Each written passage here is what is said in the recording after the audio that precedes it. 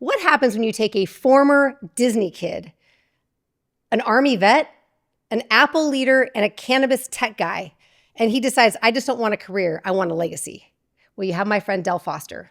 So we're happy to welcome Dell Foster to the Legacy Wealth podcast today. Honored to be here. Thank you for the invite. Dell, you are so much fun. You are like self-proclaimed wrecking ball of joy. There you go. Yeah. There you go. Sums up the Dell experience. Okay, we're done. Yeah, we're done. We can leave now. I'm so happy to have you here today because I think it wasn't like an obvious pick about legacy wealth, although you've used real estate to leverage and build wealth. But your story of how you create in life and in the world, I think is just so worth telling and explaining to people, because anybody who's stuck, who doesn't know what to do next, or doesn't think that they can do it, as they have imposter syndrome, what do they call it? Imposter syndrome. I know exactly what you're talking about. Yeah. Sure. I mean, I just want to share you with them because you are a wrecking ball of joy. Yeah. And I think a lot of my journey has been jumping out of the plane and worrying about building the parachute on the way down, right? It's, Exactly. We'll figure it out as we go. Yeah. Yeah. So we met over 15 years ago. You reminded me of a story where you used to just walk down the street from a home office. Yeah, I remember your the old house, which was, I mean, in comparison to where we're sitting today, very unassuming. Yeah. I think that's part of the recipe to success. There's a lesson in there. But I remember you guys had put in a gym on the second floor, and Jason, I was working at a home office down the street, and he was like, "Yeah, you come by anytime, use the gym." And so I can remember coming in there, "Hey, Stacy." Remember when the girls were, just coming around. Yeah. So that's crazy. Yeah. It's a long time ago. Yeah. Love it. And I love that because since then we've done things together. We've just remained friends, and I mean, we've been big fans of yours. You're just a guy who does cool things. And as I said, I mean, a Disney kid. Yeah. And before I go into that, we were at Jason's party. Stacy and I were sitting there just looking at the group of friends that you had around there. Fernando and Kristen were there, so we got to hang with them. But watching you guys on the dance floor and everything, and I think my Stacy has the best judge of character of anyone it's her superpower, right? And she sat there and she said, Stacy's like my hero. I thought that was pretty cool that just to be looked at by someone like her. So huge compliment to you. Yeah, that means a lot. Yeah, sorry, we digressed there a little bit, but Disney. So I grew up about a mile and a half from Disneyland, and formative years there through freshman year of high school, and found myself at 10 years old in a huge casting call, and the next couple of years running up and down Main Street singing and dancing. So I got to see behind the curtain in terms of how magic is made with an experience from a very young age. And to the point you made earlier, I haven't recognized that until, maybe the last, 10 years or so, where you really get to see the impact that some of those experiences have had. It's not funny. Yeah. Yeah. I mean, and that's, you put it so well, because I think looking behind the curtain, I mean, that's what you do. You sort of see an opportunity or a situation, and I do feel like you do figure out how it works. I mean, so yeah, one of the cool opportunities that we had, I think about you and Stacy, and how I thought it was so, I don't know, creative and brave and just exciting when you decided to you had the house on, how you started into with leveraging your own real estate. Stacy had a house, you had a house, you guys rented her house out, did all the things, that you're supposed to do. Yeah. House hacking. Exactly. And then you're just like, okay, you know what? We have this amazing location. We can put a second story on it. We can have this rooftop deck, and we shot a video there. You like indulge me. I was like, can we do a video here? Yeah. It was so cool. So, that was a big game changer for us, that evolution to get to a place where, and just in thinking about what we might talk about, I talked to Stacy a little bit about the journey, and that was one of the big unlocks, right? Is getting to, you don't realize it maybe when you're that close to it, the whole, I'm too close to the forest to see the trees thing, but that wiped out, basically, for all intent and purpose, from that point forward, our mortgage. Yeah. Okay, so now, one of the single largest expenses that we have every month is taken care of, right? And you know, whether that's, I mean, maybe that's 2,000 a month, 2,500 a month, or whatever, you know, that is, makes a big difference when you look at the time you have to spend to earn those dollars. For sure. Right. 100%.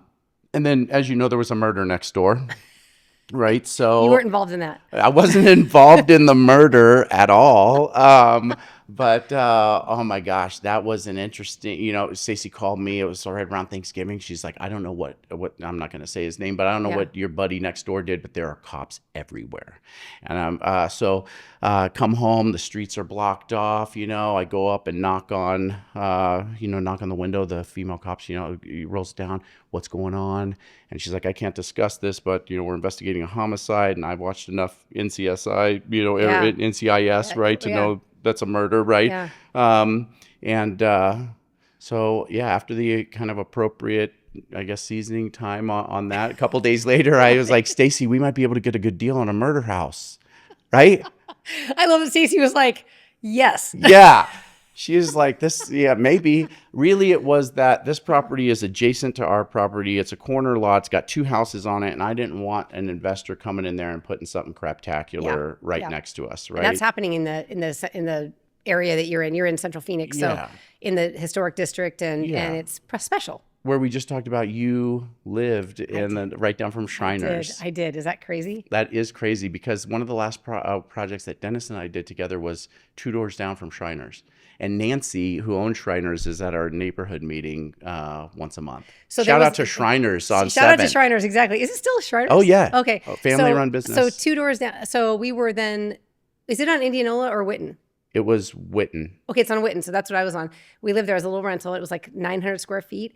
And there was a drug deal that went bad one night, like at the car wash across the street. Is the car wash still there? That just got recently purchased, and I think they're going to do something with that. Okay. Well, anyway, so, but a funny story, but that was like us hiding under, like laying under our beds, because there were like people running in our backyard that was like, you know, cops and helicopters and all. Well, the neighborhood has changed slightly. Yeah, that was actually in the mid-90s. That was the mid-90s. Yeah. So. Yeah. Anyway, but that was that next one was really a big move, because now we had already house hacked with the the main house, kind of the studio and the Libby, but the places next door, you know, we were able to partner with you guys on that and help us kind of navigate that, and once we were able to finish that project, that now it makes a big difference, right? Because if the portfolio has enough, even if it's just a couple $1,000 a month of free cash flow, and you're not, paying $2,500 in a mortgage, now you've got, $54,000 a year that and now we can focus on accelerating the investment, the investments and savings, and risking some other stuff on the table. I love it so much, because what you've really done, as you were calling me to build out this plan, and you're a think out loud, I got to think out loud guy. So I always love our conversations, because you call me, and I encourage anyone to call me about these same things, because it's super fun for me. I really enjoy it. But you're like, you already have all the ideas. You're just like spinning them out to me to make sure that the numbers are going to actually work the way you think they are and all that. So it's always amazing. But no, I mean, you had such a great spin on that. You've been able to leverage the bank money, and then because you have people paying off your mortgages everywhere, right? Like that's the idea. So everything cash flows, and somebody's paying off your debt. Yeah. And so I look at it as like a really difficult to get to savings account. Yeah. Right. Right. That's right. Yeah. That's right. But you were young enough. I mean, you're young. You've been, you've been doing this you've been on this for 15 years, haven't you? Yeah, I'm 47. So I think, I got a little bit of a late start, an unconventional path. I finished high school. I remember sitting down with my dad, and, after I had some buddies come back from the first semester, and, it was all, hey man, booze and chicks, you've got to check out this college thing, right? So sat down with dad, and I'm thinking he's going to say, son, here's the college fund, anywhere you want to go. Right. Instead, he's, like, here you go. Good luck. I know an Army recruiter. Yeah. Right. And so I connected with this guy, and he was telling me about the National Guard, 1 week in a month, 2 weeks out of the summer. They'll pay for school. Yeah. Sounds like a pretty good deal to me.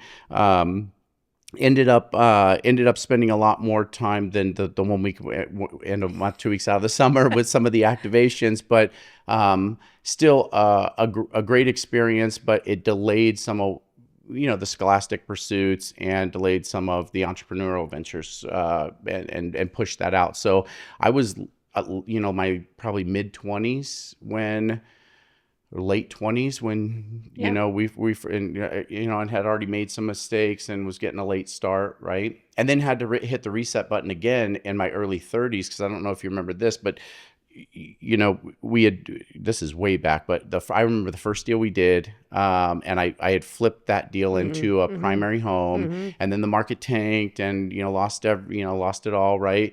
And I remember at 33 living in a 1-bedroom guest house in the Coronado with no running water for 8 months with Brian Larvey. Yes, I do remember. He was like, I got a place to stay. And I'm like, well, this is better than the bridge that, I was thinking about sleeping forgot under. about that. Yeah. So that was the reset. I remember sitting there with my dog Sinatra, 150-gallon empty saltwater fish tank. I mean, this is a sad sight, right? And Brian had an AC unit in there. So here in Phoenix, I mean, I'm like, dude, I got AC. I'm better off than anyone was 100 years ago. And you were going to the gym to shower stuff, right? I would get up in the morning, Yeah. run over to my sister's house. Crystal was living right off of 7th Street. Hey, she was living with 2 Great Danes in a garage apartment house, a true studio, where it was like you could sit on the toilet, wash your hair, and brush your teeth all in the same time, right? But I would sneak in there. She would let me shower before work. I'd go to work, leave work, go to the gym, shower up before the gym. And then I had a whole routine since there was no running water, frequent visits to Coco's across the street. Oh my God. But that was... People think that they've had it, they've gotten through something. That's getting through something. Yeah, I think... and I had that sense of urgency and that awareness, in that moment, I can remember sitting there and thinking about some of my buddies who were getting ready to, they were talking about retiring from the armed services, and I'm like, dude, Dell, you zigged where you should have zagged, man. I mean, talk about not having a pot to piss in or a window to throw it out of. Yeah. I mean, I was there, right? What I didn't realize at the time is that all the failure, all the lessons, you keep all of those. So, the next 10 years, right? The next 15 years, you get to collapse the value of all that. Yeah. Yeah. Yeah. I love that. That's a great way to put it. Yeah. And it catches you, it kind of catches you off guard a little bit, I think, too. Very much so. You've been doing some incredible things in the last 10 years. So, I mean, you went from, we talked a little bit, so now you covered the Disney kid and the Army vet. You were at Apple a long time too. I remember when you were at Apple. Yeah. That was actually a great point. So I will say, VA loan. Incredible. So really Used not it really over not a and bad, over and over. Yeah, really not a bad. If you think about that. What are you in a 2 point something on the? We've got that down as low as or something like that. Low as we could possibly ever get it. Never pay that off. No, exactly. Just keep adding to it. Can you do that? Yeah, I don't know. I'm gonna try. But then you were at Apple. Yeah, that was, so we're flipping houses, the market tanked, we lost everything, restructured the business with my partner, basically looked at everything we were doing in the flips and what could we sub out and what did we do better than anyone else, right? And the only thing left on the side, of that exercise that we did better than anything else was painting. Yeah. Everything else we could sub out and someone did it better and probably less expensive than it cost us to do it. So we got rid of everything that didn't apply to that. And I thought that a strategy to go after some commercial property managers was the smartest way to keep everyone busy and then go after high-end residential for jobs that, made sense. So we started, I started walking in up and down the Biltmore. I figured that's a good place to start. Yeah, why not? And walking up and down the Biltmore, going into buildings, finding out who the property manager is, getting a lot of, who are you and all this stuff, and did that enough to the point where we landed one of those. And I think one of my friends, played a huge part in that over at 44th Street in Camelback, where the Ambassador is now. It used to be a property owned by a guy named Scott. And we were doing blow and goes there as they turned tenants. Okay.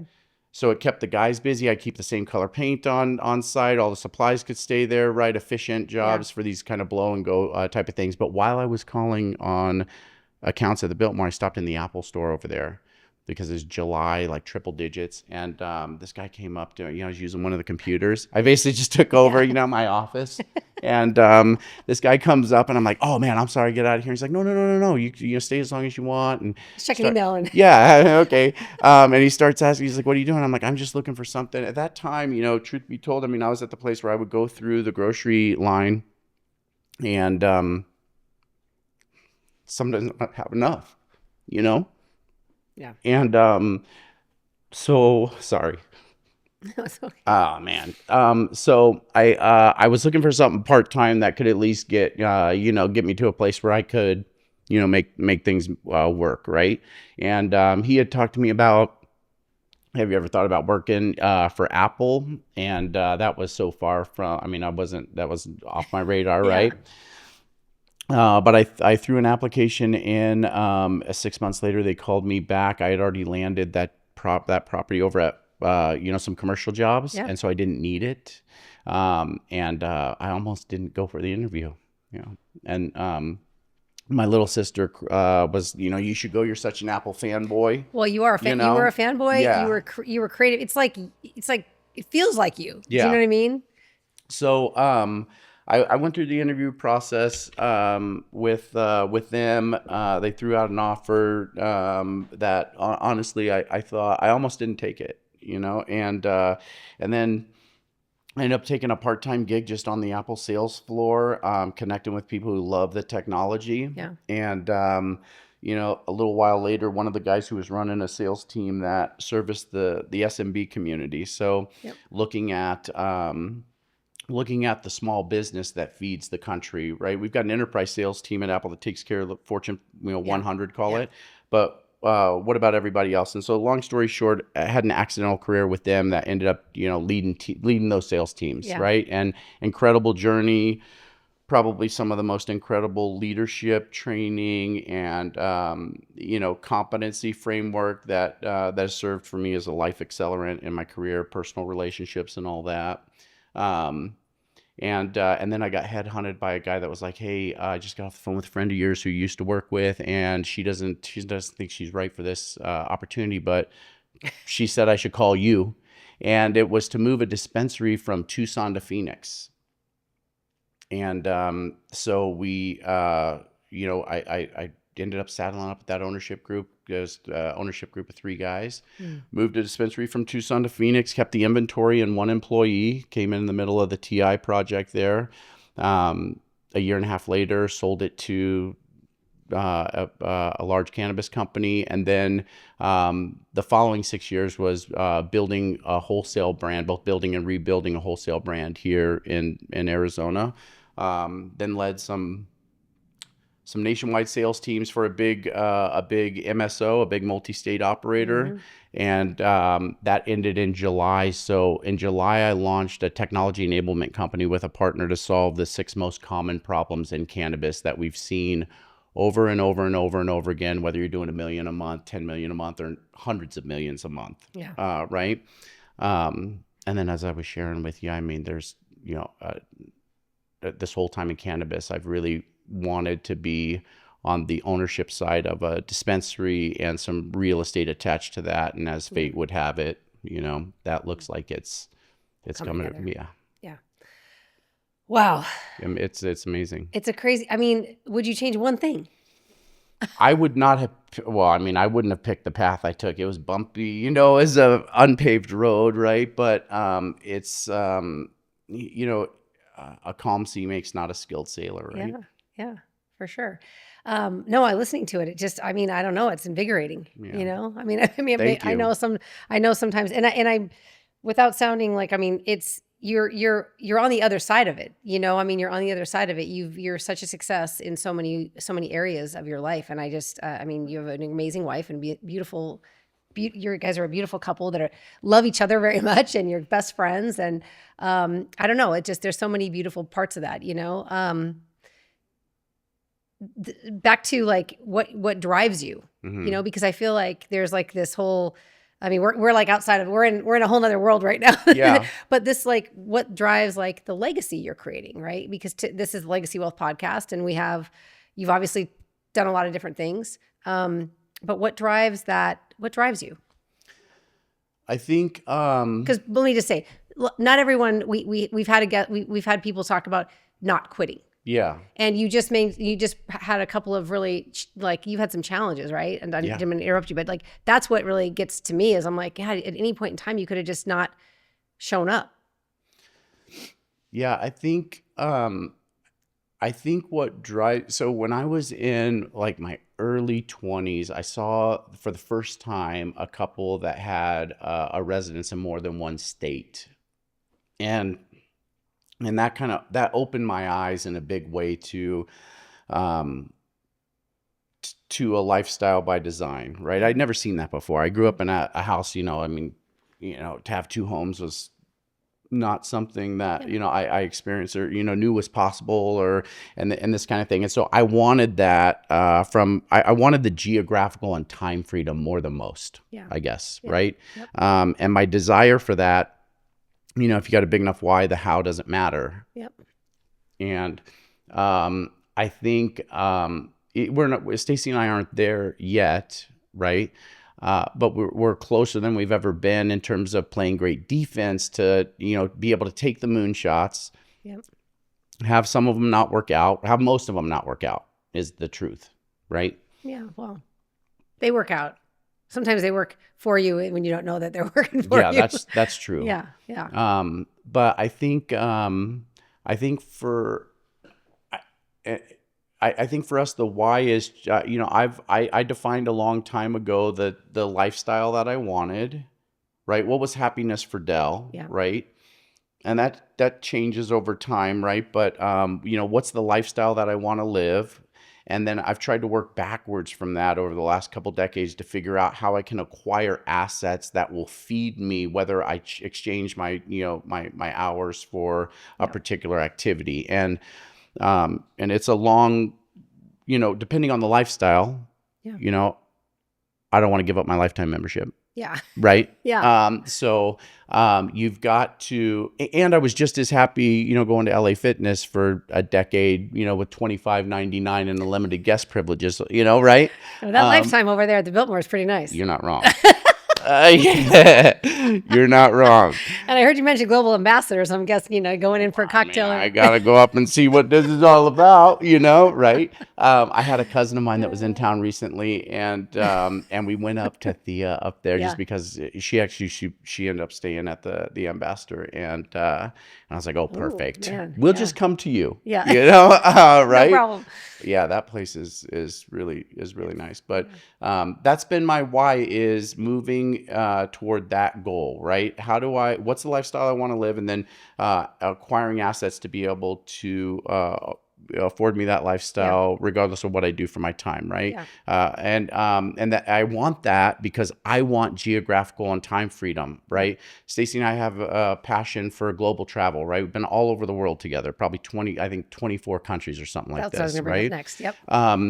And I want to be able to do that more. Yeah. Right. You know what I was gonna compliment you guys on?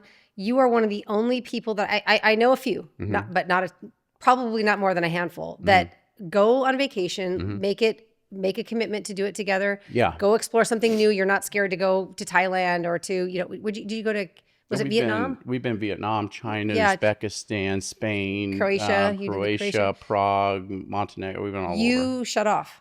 Oh, I when we went to Vietnam, I left my phone here. That's like real. Okay. So the flip side of that is, right. I'll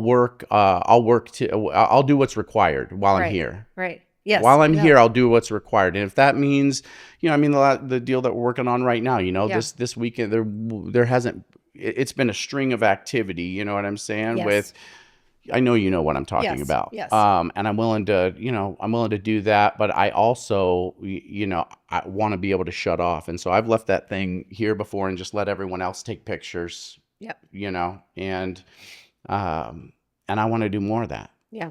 I think it's really critical. My team just mapped out, I asked everybody what kind of real vacation, real number of weeks per year do they want to take? And I'm not talking in mortgage and real estate. I don't know, it's, you know this.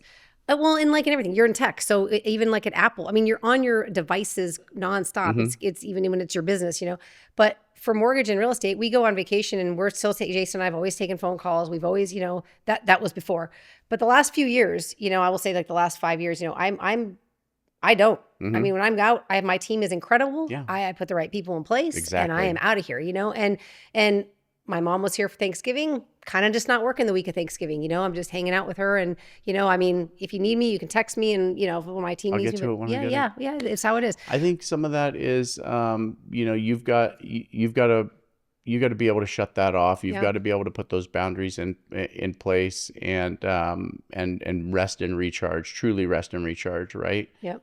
So I think it's But you it's come really back different. important. You come back, your brain has space. I don't know. I feel even just we did a weekend recently and I didn't have my phone on me and it was like, I mean, I felt like there was space in literally my being, energy available. You guys went to Mexico? We went down to Tucson.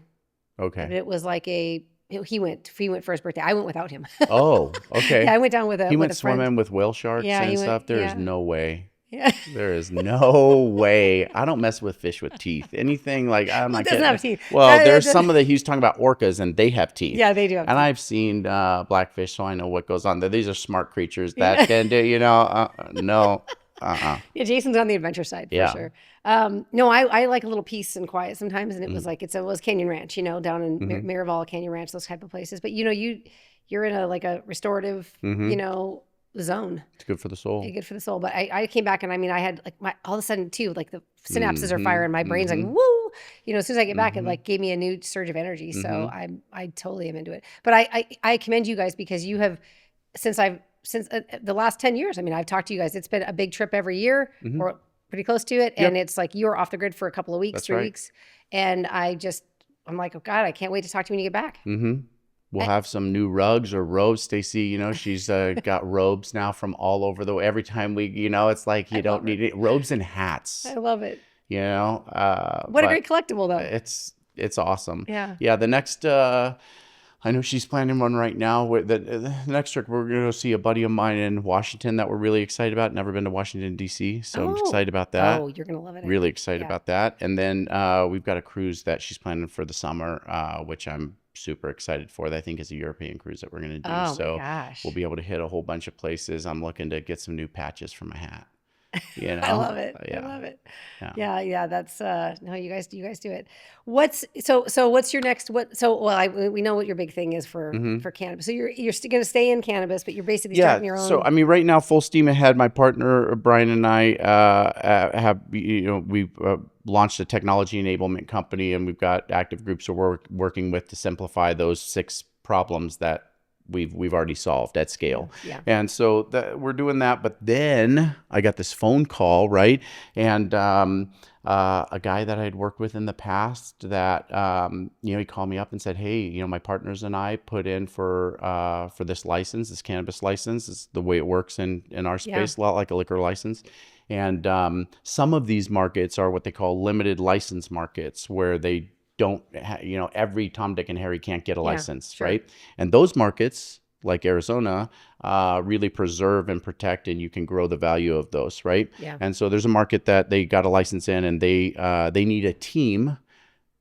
Getting the license is awesome, Yeah. right? But how do you execute? To be able to move through the execution of that, you've got site selection, you've got a lot of construction in there that's way more complex than the average bear, right? We're talking about access control and security systems and right? And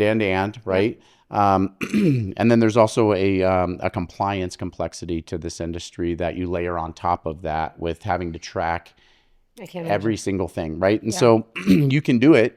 And we have assembled a world-class team. I am so excited. I can't wait to share more, and I will once this thing is final. But I'm really excited about it, and the team we put together is going to build something awesome. Oh, I'm excited to see. I can't wait. Well, that's one of the reasons too. I was excited to have you. Was I just know that you're onto something great. But this is like going back.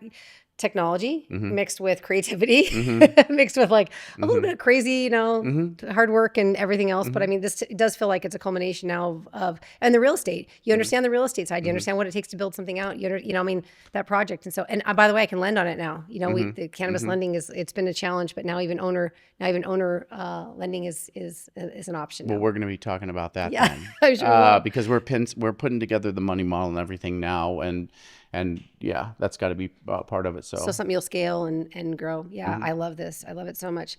Well, I am honored to have you here. Well, it's been a lot of fun to connect with you here. Yeah. And I really appreciate you being so vulnerable Yeah.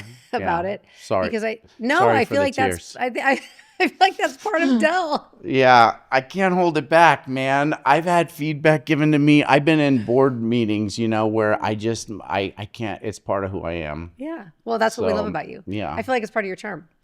Yeah. Well, thank you. Yeah. I brought you something. So one of the things Stacy and I have been big on the last like 13 years is metals. So that's been part of the investing journey, right? Okay. Is metal. So I Oh my we've gosh. from 1965 to 1970, the Kennedy half dollars were minted in 40% silver. So when we started collecting those, they were like, I don't know, 3 1/4 a piece. And I love having one, because if you're ever, your valet or something, you're like, Oh hi, my shit, I don't gosh. have any cash. You can kick them one of those.